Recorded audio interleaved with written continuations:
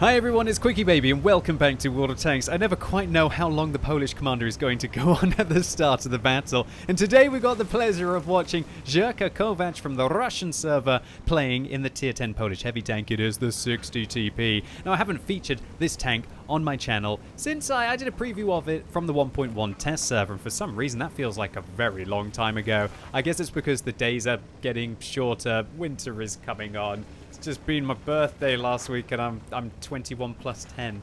Oh dear, I wonder how long I'm going to keep that going for. And I just haven't really had the opportunity to go on what replays and take a look at some of the best games that people have been having in this tank. It's kind of one that slipped me by. I was thinking, I've been very happily going up the Polish tech tree. Well, at least after I get past Tier 7. And spoilers, the Tier 8 and Tier 9 tank are absolutely lovely. And this vehicle, I'm always thinking, maybe it'll be top of the tree, maybe it'll be top of the tree, and then I get to save myself a couple of million credits. And lo and behold, it looks like finally the European server is going to get their hands on the 60 TP as the top of the tree tank for November. Well, at least if the voting stays similar to what it is, I think, for the next 24 hours or so. That'll be a troll. If you'll go and change the voting, I'll be very unhappy. Don't do that. It's one of the only tanks I still need. Only joking. Obviously, you should vote for whatever the hell you want. But it looks like the community has picked this tank. Now, why would the community want to pick this vehicle? Well, obviously, not a lot of people have it, and a lot of people get an opportunity to get a discount of it as the top branch. But irrelevant of that, why would you want to play this tank irrelevant of just getting it for cheap? Because you could probably sell me an M3 Lee for 90% off, and I still probably wouldn't want to play it. Well, this vehicle is kind of like an E100 meets an IS-4, IS-7. It has big alpha. Now, of course, there are vehicles in the game, Soviet Tier 10 heavy tanks like the 705A, that already have pretty big alpha, 650 to be exact. But this thing is packing 150mm.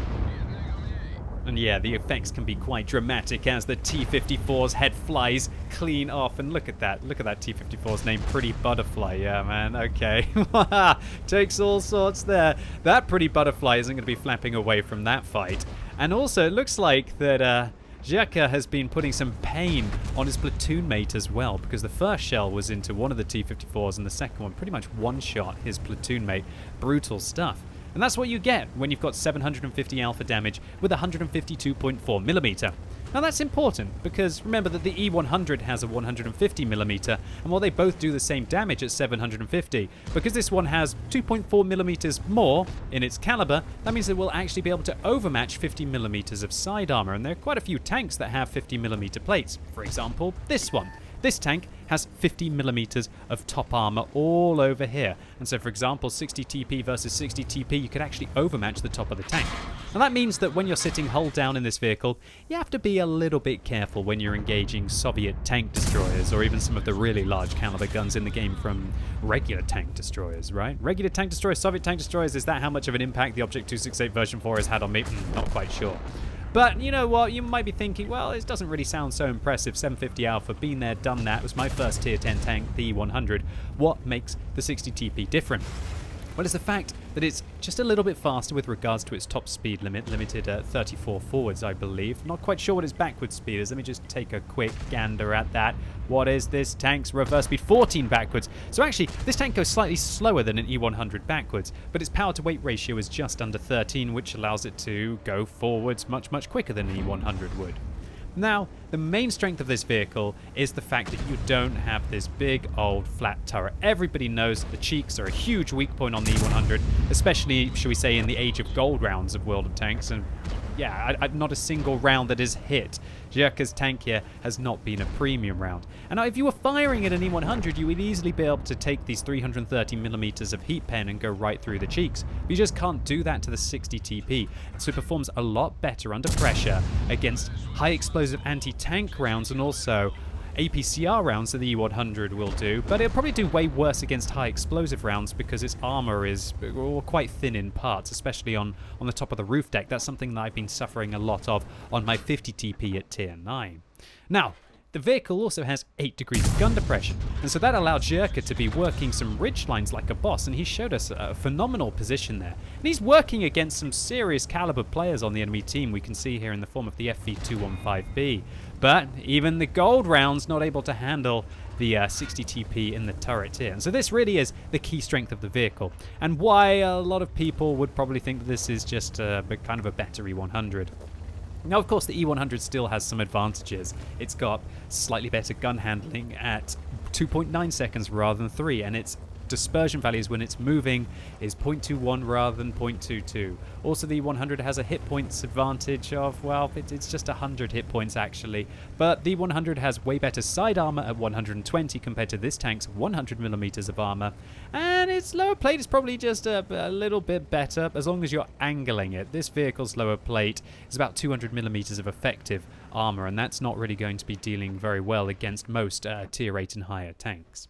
Now, the E100 also has 40mm thick tracks, and that can really help if somebody decides to YOLO heat rounds at the side of your vehicle, but everybody knows that when the E100 overangles its tank, it's still going to get penned. Alright, so Zherka is actually holding back quite an advance from the enemy team here, and while his team are now starting to move a bit from the west towards the center of the map, he's really dominating this eastern flank, up to 5,000 damage with most of his hit points remaining. It's looking like this could be an absolute cracker of a game, and of course, I mean, if I'm featuring something from the Russian server where there's probably at least 5 or 10 times more games of World of Tanks played than on the European server alone. Well, I think 10 is an exaggeration. I think there's probably about 5 times more popularity on the Russian server than on the European server. And you know there's going to be something special happening later on. Okay, Zherka spots the M46 pattern that managed to get a little bit of a cheeky shot in towards him. Now he turns his attention to a Type 4 Heavy. Although the shell ricochets off the Type 4 Heavy, an absolute disaster there.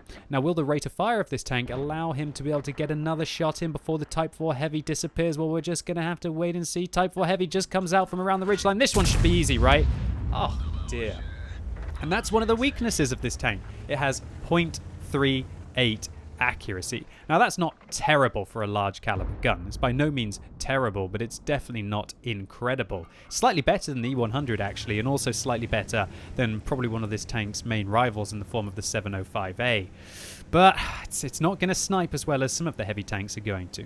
Alright, so now having failed against the side of pretty much a barn there a couple of times, Zherka is going to instead look down the east and see if he can spot the FV215B and the Super Conqueror, who have now linked up together. That platoon have rendezvoused to hopefully, well, at least for them, be able to shut down this 60 TP that's been causing this flank so much trouble.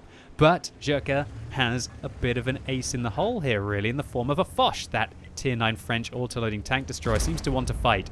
Zherka quickly dabs his reticle over the Tier 9 French tank destroyer and tells him to fall back, because why would we want to catch him? But they're going to have to do something quickly, because surely the Type 4 Heavy and the M46 are going to flank. Zherka notices this, jabbing his key, well, not his key, sorry, his mouse to the left, noticing the Tier 9 American medium tank about to be on his side, and that's not where you want to have one of the highest DPM vehicles at Tier 9. So Zherka's surely going to have to push forwards here, or at least hope that the FV215B and the Super Conqueror are going to push through. And actually, do you know what? It looks like the T10 and the Foch are going to do a fairly good job of fending off the pattern well. Oh, maybe I spoke too soon. The curse of the QuickyBaby is complete. But it looks like the enemy team have had enough here, and these two unicorns are going to push through in a platoon towards Zherka, and the FV215B immediately takes an average roll, but with a fire, and that fire could be of critical importance, because now Zherka can finish off the FV215B in a single shot, which he is going to do right through the lower plate. Now a heat round loaded. A few heat rounds have been slung this game, a little bit unnecessarily, apart from on some of the Japanese heavies perhaps. But we're going to have to see what Zherka does, and that is get slammed in the side there by the Super Conqueror. But the Foch does manage to pick up a kill on the M46 pattern just before the Type 4 Heavy is going to be able to flank him.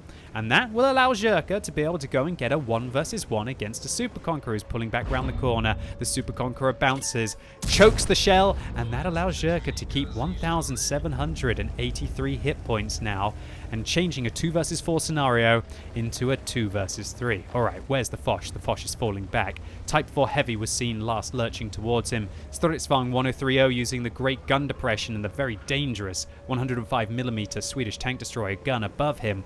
But that means that the FV215B has to be into the cap circle. Zherka connects around right into the mid plate of the Type 4 Heavy there, and he's got enough time to do some work. 1 minute left on the cap.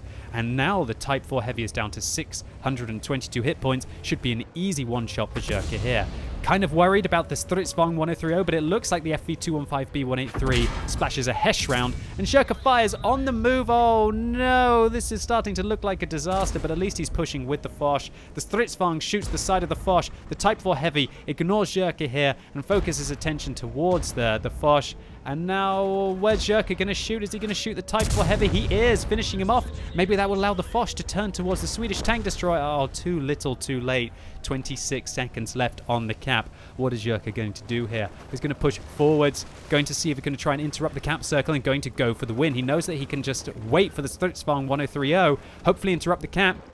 Now with 12 seconds left, the Tier 10 British tank destroyer is spotted, and I love what Zherka does here. He's using these walls to his advantage, and remember, high explosive anti-tank and also high explosive squash head rounds will not be able to go through that wall.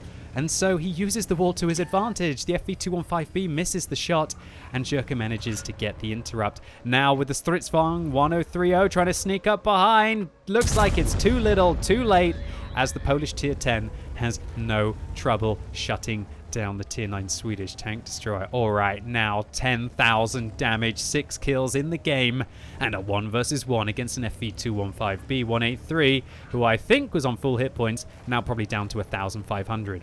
Alright, Zherka's going to use one of the other strengths of the 60 TP, and that is its side-scraping capacity. But remember, you can't side-scrape against high explosive rounds. High explosive rounds are still going to rip apart the vehicle, most of the hit points off the side. Probably only going to be able to take 2, possibly 3 Hesh rounds to the side of the vehicle here. Zherka fires one in, and oh no! Wow, I completely overestimated the side armor of the tank here. 842 damage dealt. That's the problem with this tank.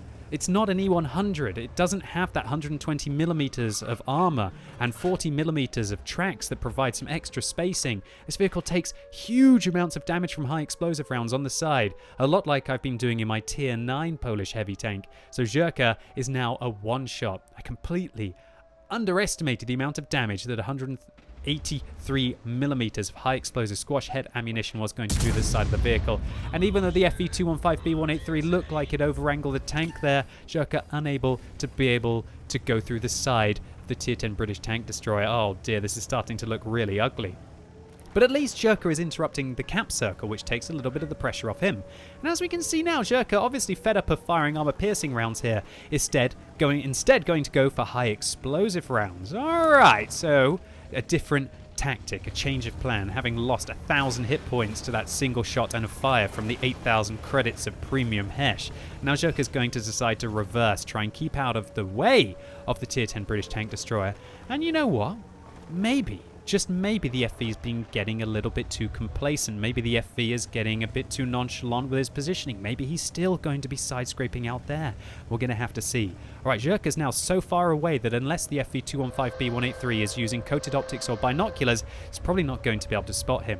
Alright, 50 seconds left on the cap, 1 minute and 52 seconds left on the game. Zherka's looking here, still reversing, still reversing. Now the FV is so far away that the FV will not be able to spot, even with binoculars or coated optics now, unless the FV has come far forwards. Alright, Zherka's looking towards the cap circle, looking towards the FV's last known spotted location, fires a blind shell, and it hits. Look at that, cap timer resets, 69 base defense points, and the FV, still sitting in the cap circle, decides to fire one blind at Zherka's last known location. Alright, knocks down the tree, probably not going to be the biggest of deals because we know how long the reload here, and Zherka aims again at the same location, fires and hits another 20 base defense points. Oh my word, Zherka, what plays? To go from being just down to 396 hit points and a damaged turret ring to now putting himself back in the game, slowly but surely looks like he's whittling down the British tank destroyer's hit points, and fires blind again. The artillery, it's not the artillery, the FV215B183, but to be honest, when you've got a caliber gun like that, might as well be artillery in this situation. Narrowly misses Zherka and decides, look, and left the cap circle, must be advancing towards, so Zherka must realize this. Zherka, are you going to reload AP rounds? Looks like a single dab of the AP, double dab of the AP. Now he's putting all of his eggs in one basket, that those high explosive rounds have whittled down the FV215B183 to a point where now is going to die to a single shell. The FV decides to blind fire with 27 seconds left on the game. There's got to probably have about a 15 or a 20-second reload left, and so Zherka is piling straight forwards, trying to find that tier 10 British tank destroyer. Now with 16 seconds left on the game, this is coming down to a nail-biter. The FV enters the cap circle again. 10, 9, 8, 200 hit points, and Zherka shuts him down with 7 seconds left on the game, picking up his 7th kill, 10,600 damage. What a crazy end to an absolute ridiculous round of World of Tanks. So Djokovic smashes an ace tanker with the 60 TP, also picking up a steel wall medal. How much damage was blocked here? Only 2,300. That was just scraping a steel wall medal, but considering that every single round that hit his vehicle was premium, that's pretty good going for the Polish heavy. Also a defender medal, must have been about 200 or 300 base defense points here against the FV215 B183, and a high caliber for 11,655 damage dealt. You know what? Even without a premium account, when running a 50% credit booster, Zherka breaks even, and with a premium account would have made 71,000 credits, because this was one of the few replays in this tank that I could find that wasn't just YOLOing heat rounds and premium consumables all over the place. So Djokovic, spasibo большое for uploading your awesome replay on the whatreplays.ru website. I really hope you don't mind me sharing it with the European community. I just enjoyed it so much. That end scenario was just so ridiculous that I knew I was going to have fun commentating on this game. And so I hope all of you enjoyed it. If you did, give it a thumbs up, but if you hated it, give it a thumbs down. And if you're watching this video as it's released on Sunday, it's time for another World of Tanks Tech Tree Showcase right now on twitch.tv/QuickyBaby. And this week, out of the near 400 of you who voted, most want to see the Type 5 Heavy. Yeah, so I guess you all just want to see the world burn. Come along as I showcase the entirety of the super heavy Japanese tech tree with all of its high explosive glory. I might try and just play with most of the armor piercing guns, actually. And if you've never been to one of my tech tree showcases before, they're basically like miniature tank reviews all the way up, so you can see if it's a line that's perhaps interesting to grind, or alternatively, if you already have the tanks, pick up a few tips and tricks along the way. So I'm really looking forward to seeing as many of you as possible right now on twitch.tv/QuickyBaby. And as always, thank you so much for watching. You've been epic, and hopefully I'll see you soon.